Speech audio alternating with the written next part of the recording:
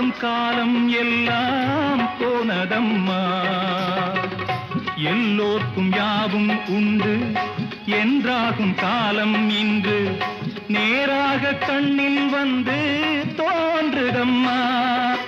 விடியும் வேளை வரப்போகுது, தர்மம் தீர்ப்பை தரப்போகுது, நியாயங்கள் சாவதில்லை என்றும் நியாயங்கள் சாவதில்லை.